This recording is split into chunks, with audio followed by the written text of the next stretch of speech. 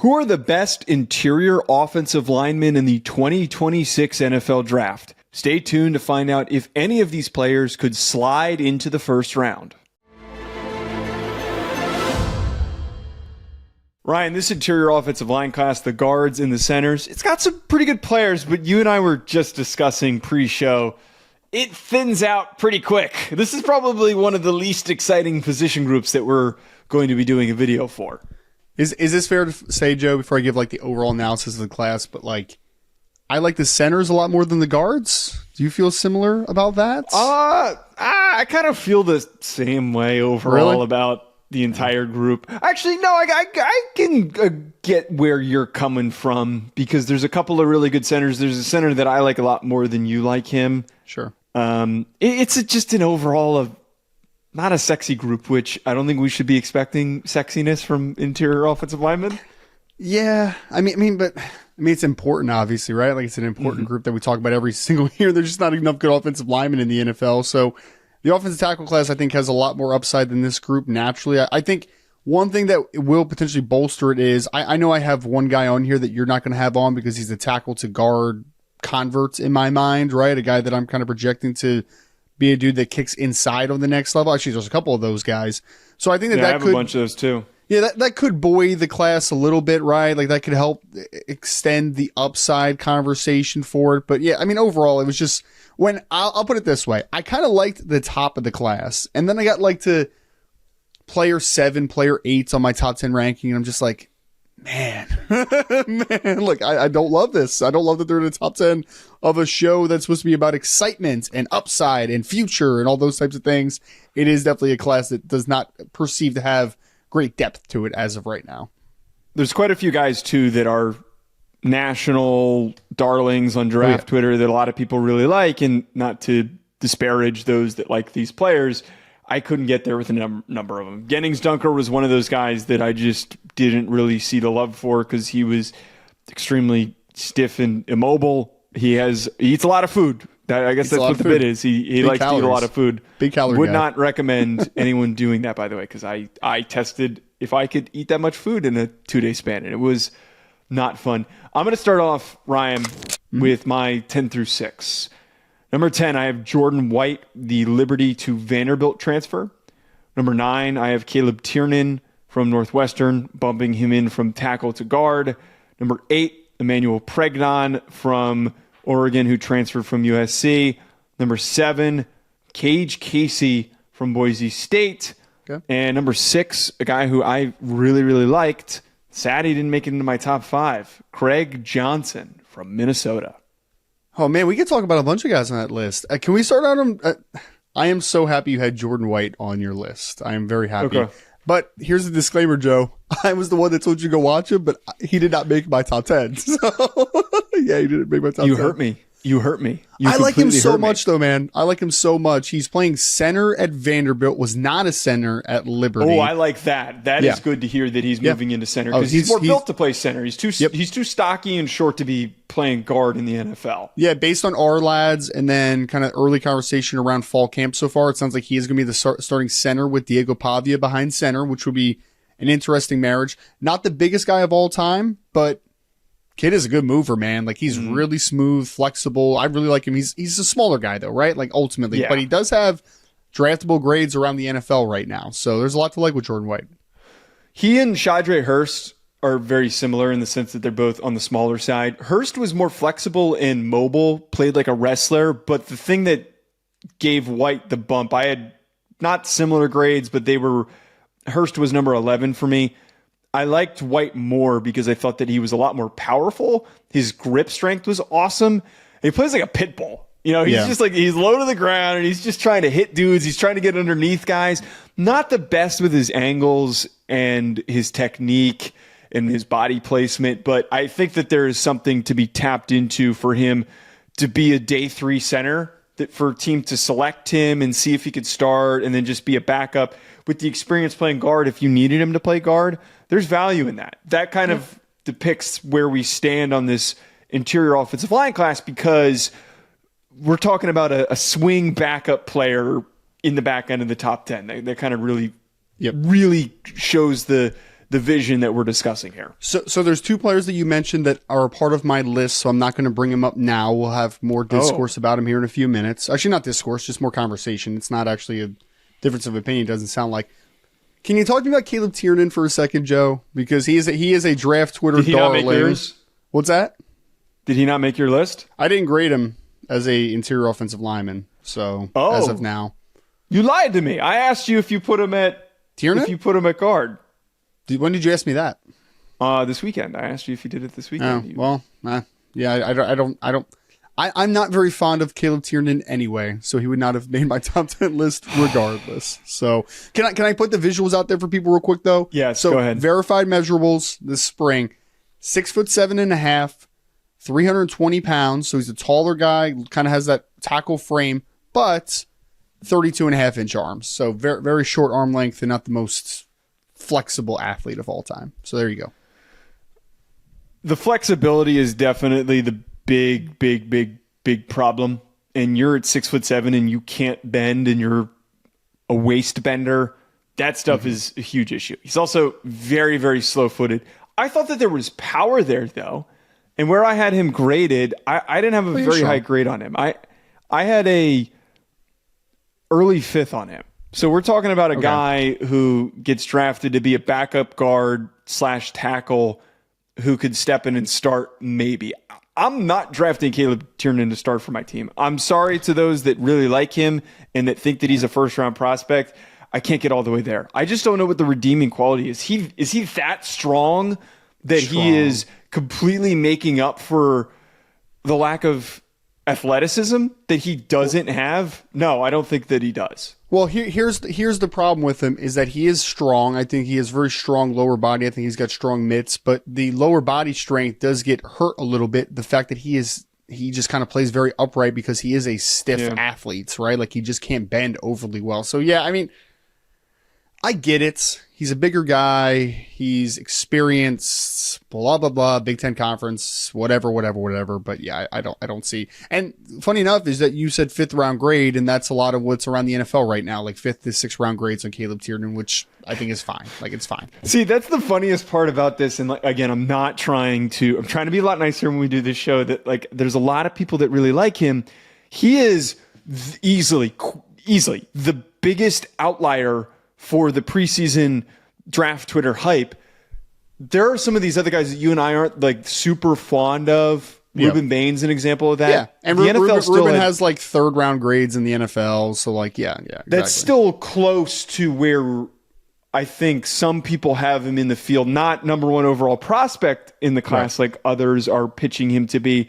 But I think that most are saying that Ruben Bain is late first rounder if he's got a preseason 3rd round grade. That's totally reasonable. It's exactly what I have. But Tiernan to be a 5th round NFL grade, to some people saying he's the best guard in the class, one of the best tackles in the class, it shows that there is a clear disconnect happening. Agreed. I agree. So 10 through 6 for me. Yes. As we continue the conversation. 10. No, you're going to hate this one. 10, Connor Tollison, who is a center for Missouri. I got Logan Jones from Iowa at number 9. Number 8, I have Jaden Roberts from Alabama. Number 7, Cage Casey from Boise State. And number 6, Joe, one that you are going to like, I have Parker Brailsford at... Well, I'm going to save bringing up Parker's Brailsford. Let's talk about Cage Casey, because you and I both had him like the same exact spot. He was a tackle for Boise State. He's the epitome of just grind you out, mauler, completely overpower you type of a dude. Not super flexible and explosive and athletic, but he reminds me of these Midwestern FCS offensive linemen. They just get drafted somewhere on day 2 and they plug in and they just start for a long stretch of time for teams. Yeah, no, I think that's a fair assessment. So he is a little over 6'4", 300 plus pounds, has played nothing but left tackle for Boise State. So he's been a 2-year starter at left tackle, but lack of length, not great foot mobility. I think it's solid foot mobility for an interior offensive lineman, though. Like, I think that is requisite there. But I mean, he plays a great technique, right? Like, he understands leverage, he understands hand placement, he understands how to work on combos to the second level. I think that he will, at worst, be a good backup offensive lineman in the NFL, but in the pinch, I think he has developmental upside to eventually be a solid starter in the NFL. So I'm not like juiced up about Cage Casey. I'm not sitting here saying like this is a first round pick, but I do think that he is a NFL offensive lineman for sure. And I think that he will stick in the NFL for a pretty long time. All right, I'm going to jump in with my number 5 guy. I have Jaden Roberts from Alabama as my number 5 interior offensive lineman. He is gigantic. 328 pounds is what he was listed at, 6'5". I'm not saying that he is a freaky athlete and he's a crazy mover, but I think that he's flexible enough. I think that he has quality enough foot speed that I can rely on him in the run game and that he can mirror effectively enough in a phone booth in pass protection. What gets me really excited about him, though, is the power that he brings to the position. This is a guy who I know can displace in the run game. This is a guy who I know is going to have a really steady lower body in pass protection. And I think that he does a really impactful job when he's working on double teams and getting to the second level, but just needs to do a little bit of a better job of locating linebackers and DBs when he is doing that. But the overall, this is your built in a lab guard that we typically see at Alabama that I'd be willing to take somewhere at the end of day 2 or in the middle of day 2. So he's 6'4" and 1/8", 323 pounds, verified. You know how long his arms are, Joe? Oh, they got to be comically long. Are they? Or No, am I I mean, off? for a guard, I guess it's somewhat comically long. It's not like How long are they? 34 inches, right? So like he's got tackle that's length long as on shit. the interior. Yeah, for an interior offensive lineman, it's very good. Yes, he is. I love the physical. Wait, where did you profile have him? for Jaden Roberts? I had him number 8, so he's interior offensive lineman 8. I love the physical profile. He is 6'4 plus, 323 pounds, long arms. He looks like an NFL starting offensive lineman without question. And he moves like one as well. I think he is a good mover. I think he's flexible. Like, it's cool. And he's powerful. So that scouting report sounds like, oh, wow, Jaden Roberts is a really good player. He makes contact with his head down, lunges, gets off balance. He's on the ground way too much for my liking. Like, just way too much. The highs are a top 5 player in this interior offensive line class. The lows are, man, I don't know if that guy's ever going to start a game in the NFL. Like, so the highs to the lows are just really far in between for me, right? Like, it's a little bit unsettling because honestly, and here's a little bit of like an unveiling of like a scouting process here. For me, interior offensive lineman, I am much more on the floor conversation than the ceiling. There's some positions where I shoot for the ceiling all the time. The edge rusher is one, offensive tackle is another. They are positions where athleticism is so important and those raw movement skills. For guys that are playing in tighter quarters and guys that I just kind of want to be solid players and consistent players on a snap-to-snap basis, I'm much more worried about the floor than I am the ceiling a lot for an interior offensive lineman in the large. And his floor worries me a little bit. His ceiling is really cool. And if you told me that Jaden Roberts ends up being a top 5 interior offensive lineman in this class in 3-4 years, I wouldn't be shocked about it at all. Like, even slightly. But that floor does worry me with Roberts a little bit. It does. Completely fair. I would think that you would rally behind somebody who shares your last name, but I guess I was wrong. Who's your number 5? Yes, family member. I should have been more firm with it. I'm sorry. Number 5 for me. I know that you're going to have him on your list, and we were texting about him last night about that there's going to be some discourse here, not between me and you, but between logic and upside. So number 5 for me. Oh no, this is going to end badly for me. Go ahead. Number 5 is Charles Jagusah, the offensive lineman from Notre Dame. So, Joe, let me preface this, okay? My man has started 2 football games in his career. 2. One was 2023 in the bowl game. One was 2024 against Ohio State in the national championship game. And he played the majority of the Penn State game in the playoffs as well. But he did not start that game, but he came in when there was an injury on the interior. I think, Joe, that it is very unlikely that Charles Jagusah declares for the 2026 NFL draft because He's only played a couple games, and he's dealing with a arm injury that is going to cost him at least probably a couple games, if not a few games, to start the 2025 college football season. That being said, though, my dude is 6'7". My dude is 333 pounds. My dude has had reps at left tackle, has had reps inside a guard, is projected to be the starting right guard for Notre Dame this year. He is crazy powerful, has a great frame, was a all-state wrestler that I don't think lost a match his final 2 years of wrestling in high school in the state of Illinois. And that shows, man, his understanding of how to attack opposing defenders from a leverage perspective, the unreal power that he brings to the table, and the fact that he's athletic enough where I think that he can play offensive tackle in the NFL level, but Notre Dame prefers him inside at guard because the natural power is just so strong and the upside is so high on the interior. My man, if he was fully healthy, I may have put him a little bit higher on this list, but I couldn't, Joe, because he has played 2 3/4 of a football game in legitimate action. Love the talent, love the upside, but Charles Jagusah is the ultimate enigma of this class as of now. This is the blindest swing that I have ever taken on a prospect, How high is he? considering the fact that he's played 2 football games, but they're a game and a half, actually. But it is the best game and a half that I think I've ever watched from a prospect that I don't care. It's the summer. You can get mad at me if you want. If anyone wants to question my analysis on this, please go watch the Penn State second half and the entire national championship game. Charles Jagusah is interior offensive lineman number 1 for me. Whoa! If he had played, yes, if he had started the season and not even played the whole year, if he just started the season, I think this conversation would be completely different. And it sucks so much that he suffered that damn UTV accident and that he's going to miss the beginning of the year, because I doubt that he declares for 2026. He's probably going to be a 2027 kid. Personally, I think that Jagusah is going to be far more successful as a right tackle in the NFL, because I think he's got the mauling physicality and the strength, as well as the build and the flexibility to play tackle. But if he plays guard in the league, he's going to be good at it. The value will come from the fact that, kind of like Taliesin Fuaga, who we talked about 2 years ago, similar physical profiles where we thought maybe he could play some guard, but he ends up playing tackle for the Saints just because he's so damn good and he's so damn athletic for his enormous size. The biggest thing out of everything that you just talked about there, the power, the ability to just win reps consistently, his agility and body control is comically good.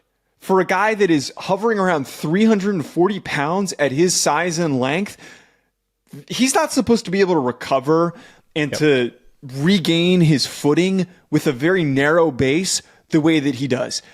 We talk about the wrestling trope all the time with offensive linemen, and I think he takes it to the furthest degree that I've seen for an offensive line prospect, because I see a guy that just knows as things are breaking down and he's losing his feel for how he should be established with his footing, that he can just regather and then win the rep. Go watch the national championship. He had a really big battle with JTT, but he won the majority of the reps, Joe. He won the majority of them. Yeah. Most of the time. I don't want to hear anyone rationalize that JTT beat him. The only times that he did were simple things that your typical inexperienced tackle will give up, which is counter moves that he's just not prepared for. And for as tall as he is, his length isn't great. So there were times that JTT was able to out-length him. All the boxes are checked, dude. I didn't give him a first-round grade. I don't have a single first-round grade on these interior guys, but if he had played more, he'd easily be a mid first-round guy for me. Can I give you a disappointing story real quick? So a disappointing story was he didn't early enroll at Notre Dame in the 2023 class because he is an all-state wrestler and he's won he won back-to-back state championships as a heavyweight in the state of Illinois. So he was going to wrestle his senior year, right? But then he had a torn meniscus that cost him his wrestling season. So, I mean, the whole thing was he could have been at Notre Dame rehabbing and with their doctors and all that type of stuff. So, he's had a little bit of unfortunate circumstance with injuries so far. I hope that they're remedies crazy itself. injuries too. We're talking about a pec injury and we're talking about an off the field accident. Sucks. Very strange. Very strange. Like the pec thing, you're not worried about the long term. Him breaking his was it a fibula? No, it was his it was his humerus. It was his humerus. My apologies. Yeah. him breaking his humerus bone is not a long-term injury. I mean, him having the knee scope or whatever, like that could be something long-term potentially, depending on what it is and all the severity. But like, he's just had these random weird injuries so far. I'm hoping that he gets back fully healthy and he becomes, because I'll tell you what, Joe, Notre Dame thinks that he could be one of the best, if not the best offensive lineman in college football. Like they think that he has that type of upside there. Yeah, easily. Yep. I love Jagusah. I'm going to be a little bit blind and stupid about it, but I don't care. My number 4, Parker Brailsford from Alabama. It's fine. He is small. Okay? He is small, but he is not so small that it is going to completely take away his capability to start at center in the NFL. I think that if we have been willing, who was the Iowa center? It's tripping me up. Logan Jones. No. The Iowa center from, oh my God, I just realized I didn't watch Logan Jones. I'm a big dumb idiot. Who is the Linderbaum? If Tyler Linderbaum at the size profile that he had was good enough to go in the end of the first round, I don't see a reason why Parker Brailsford can't go in the top 100, maybe even higher than that, because he makes up for ridiculous power, and he is unbelievably flexible. He moves so well. He gets to the second level super easily. He recovers pretty well. He obviously doesn't have the length to win because he's so compact at 6'2", around probably 280 pounds. But he made Feldman's freak list for being awfully powerful, and I think that power shows up on film because he doesn't get whooped. He doesn't get blown up that often. So it's not the power that worries me with him. I still had him at interior offensive lineman 6. I know. Right? So I'm not saying like the kid can't play. Kid can't play, right? The kid obviously can play. For about 290 pounds or 285, whatever the heck he actually is, he has unreal core strength in his ability to anchor in pass protection. Like he sits down in power so easily, and he moves well. I do think he's a little bit bow-legged. Have you noticed that? Like he's a little bit of a bow-legged guy, which is kind of funky. Yeah, he's got a little bit of a weird gait to him as well. But like the kid moves well. He's got flexibility and he's got really good anchor. My worry with him, and you mentioned it already a little bit, is I just think that he gets out-lengthed too much working from side to side, from gap to gap. They're just good, like against a Caleb Banks or like someone like that can outreach him. I think that he is going to struggle in those types of scenarios. It's not necessarily a power issue. It is a reach issue. It is a length issue. I think that is going to stunt his ability to work laterally and protect gaps reasonably enough at times. So that's my biggest concern with Parker Brailsford, is just the general lack of length, the smaller stature. It works to his advantage in some departments, and in others, I do think that he gets outreached a decent bit. All right. I can't argue with those issues and those concerns because it sounds like we're still in the same ballpark. It's not like he didn't make your list. Who is your number 4? Number 4, who you mentioned briefly, Greg Johnson from Minnesota. I love Greg Johnson, man. Oh, he's so good, dude. He's so good. Yeah, dude, I don't mean to cut you off already. I watched a bunch of like mediocre, uninteresting interior guys, and then I watched Greg Johnson, and I was like, oh, F yes, this guy's awesome. He's got a lot of stuff he's got to fix, but this dude is just hitting people, and it's awesome. Yeah. And he moves well, dude. I'm just like, for 6'6", 320 that he's listed, I'm like, my first impulse was, I'm sure he doesn't have the greatest length of all time, but I'm like, why is this kid playing tackle for Minnesota? Like, I'm a little bit confused. I mean, he's one of their better, or guard, yeah. I mean, he's one of their better athletes on the offensive line in general, probably outside of like Ariante Ursary, maybe from like a raw explosiveness perspective. But Johnson is such a smooth athlete. He has the body type. He has the demeanor. It's all there. He is a 1-year starter, and the technical areas need to improve. There's no doubt. But everything that he lacks is pure coaching. I can coach that up. I can make that better. Here's his take. You ready for this take? I like him more going into potentially his final year. And he's only a junior, by the way, so he can come back for 2 more if he wants to. And maybe there's some legitimacy to him going back for another year because he might be a high first-round pick potentially if he takes a substantial jump. I don't know. We'll see.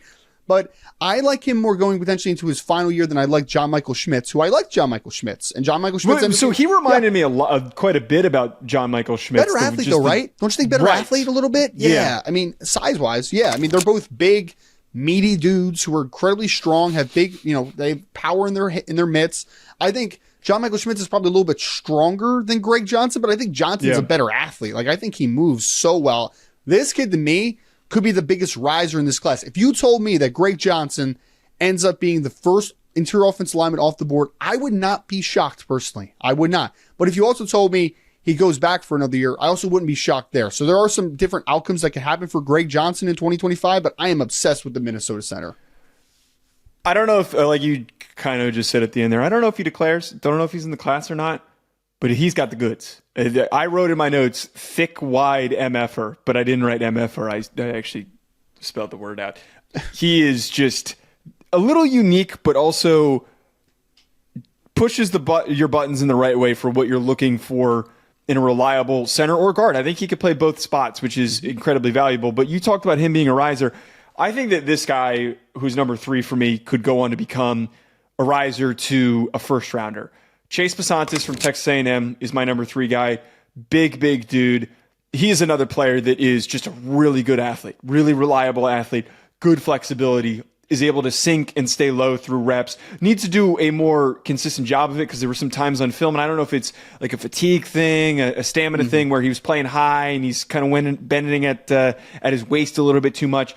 But I see great power and physicality. He loves to finish guys into the ground. He's one of these dudes. It's really funny to watch him that he'll be looking at the second level when he's working to the second level, and if he sees a DB, he's looking to kill that dude. You know, he's trying to find some guys to smoke, which I'm a very big fan of.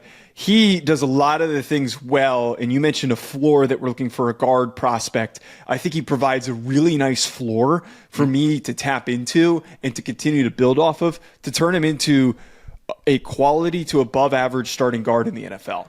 Yep, Bistontis is also number 3 for me. I like Chase a lot as a football player. He started his true freshman year at right tackle for Texas A&M a couple years ago. Then he moved him inside the guard this past year. Was a little bit banged up at times in 2024, but when he wasn't banged up, you saw it, man. Like, he's a New Jersey guy, by the way, as well. I think he was Ramsey. Yep, he was a Ramsey guy. So he's got a bigger frame. Like, he looks like a tackle as far as like height, weights. He doesn't have great length, which is obviously why he's playing inside. But the biggest reason that he's playing inside, Joe, is that in the college level, he could play tackle, and he could play it at a pretty high level. He is playing inside, though, right now, because that guy is a nuisance, like, in the best way possible. He's a menace. He's trying to get into street fights, man. He is. Like, he's hand fighting. He's being physical. He's working off of combos to the second level. Like, he wants to get in your face, and he wants to be a tenacious blocker. That's what he is. But also, kid moves well. He has good lateral mobility. Like, he has the athletic upside to be a plus starter in the NFL, but his tenacity and his physicality is what really kind of just gets you excited. So yeah, I think that Chase Bistontis has a very good opportunity to contend to be maybe the best interior offensive lineman in this class. Ryan, you already know who my number 1 guy is. We talked a lot about Charles Jagusah. We had a nice long conversation about him. Can you tell me your number 2? Because I think my number 2 is your number 1. My number 2 is Francis Mawanoa, right? Is how you pronounce it, I believe. CC is his nickname. Yeah, I'm not calling him that. I'm sorry. I know he likes it. I know it's his nickname. I'm not calling him. His name is Francis, and I'm going to call him Francis, okay? Very formal. He is the starting right tackle for Miami. A lot of people are very high on him. I like him a lot in a certain scenario. I do not think that he is I think he could play tackle in the NFL level, but Joe, for me, I think that he's a little bit tight-hipped to last on an island, even at right tackle. I think that his best work for me is his hip strength and physicality in the run game is really impressive, man. Like, he can move multiple gaps. He's got displacement power. I like Francis Mawanoa a whole lot in a tight window.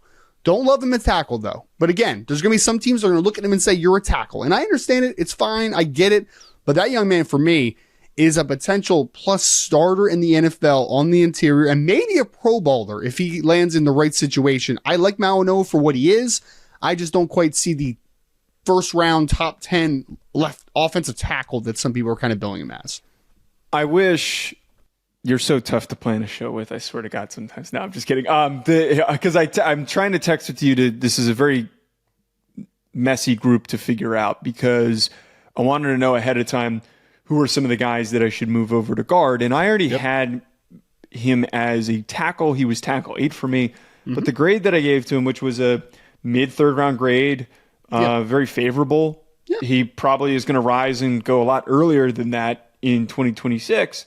He would have still been guard 6 for interior offensive lineman 6 for me. I think, as you just said there, and I wish I had the better foresight when I was evaluating him to look at this, that in a phone booth, he goes from being this guard that's out in space that doesn't recover super well to a super dominant physical presence with a really wide ass. That's like all the stuff that we look for in guards. I think that grade that I gave him of a mid-third rounder probably would have been higher if I had looked at him in the scope of a guard. So that's what I was going to ask you. That's what I was going to ask you is when you're talking about a third-round grade as a tackle, how much does that improve when you consider? I'd probably him give him a late lens? 2 if I moved him up the guard, because a lot of the things that we just talked about there, I kind of just blindly did my notes and then boom, moved on. But you're right. I think that this is a really, really good way to put it the way that you just did. And in context, I had Mauno as a mid-second round grade on my board, right? So I don't love him. He's not a first-round pick for me right now, but I do think for a guard-needy team, I would be okay with him going in the first rounds. Again, it's the tackle versus guard debate that we're always going to constantly have, but I do think that I think he excels a lot more on the interior potentially. All right, let's get on to my number 2 guy and your number 1, Connor Lew, the center from Auburn. He does everything that you want a starting center to do in the NFL. I think that there is a really strong case for Connor Lew to be a first-round pick. He was my number 1 guy until I went goo-goo over Charles Jagusah. Flexible, very impactful on double teams, really, really great instincts, always catches guys in pass protection to see who's coming next. I think that he is just so smooth and easy that I would feel confident taking him into the first round and knowing I'm getting possibly a starting center for the next 10 years. He's one of those types of guys for me. Can I first say this? I think Auburn has one of the most underrated offensive lines in college football coming back this year. I mean, they have Lew at center. They have Wright at right guard. They have the left guard is Dylan Wade, who's played a ton of football for them, both at guard and tackle. They have the Miller kid coming back at right tackle. And then they have Xavier Chaplin coming in at left tackle as well. Like, that is a really good college offensive line, at least on paper. So I'm excited to see what Auburn looks like as a running football team. If they can get just solid quarterback play with the wide receiver group they have now, I think that they have substantial upside to be a very improved offense in 2025. But that being said, Connor Lew to me is a future Pro Bowl center. Like, I love Connor Lew. I actually have a first round grade on Connor Lew, by the way, Joe. I have a late first round grade on Connor Lew. So I have a very early second. We're in the same boat. So we're in a very similar window there. 6'3", 300. Moves exceptionally well, has pretty good raw power that's going to continue to improve. He's a great communicator. You see that in pass pro with his ability to work against movement up front. And he goes to SEC Media Day, Joe, and I know that this is an intangible thing, not a tangible thing that you see on film, but you can just tell that he understands the game of football really well by how he interviews. And at center, that matters so much. The communication aspect of playing that position, I really think that this kid is one of the better, I don't know if I call him hidden gems, because I think most people that have watched him like him, but undervalued. Undervalued. People don't talk about him enough. They don't. Like, I think that he is the best interior offensive lineman in this class, and I think that I think that I would be very okay with him being a first round pick right now, like right this second. I think that he has a lot of value there, at least a top 50 overall selection. I think that this kid is going to be a plus starter in the NFL at least. Well, I think he's going to be a solid starter in the NFL at least. I think he's going to be a plus starter most likely, and I think he has the potential to be a Pro Bowl center. I really do like Connor Lew a lot. All points that I can't disagree with. At Joe DeLeone, at Ryzen Draft. Make sure you hit the subscribe button. Comment below, who is your favorite interior offensive lineman in this class? We'll talk to you guys later.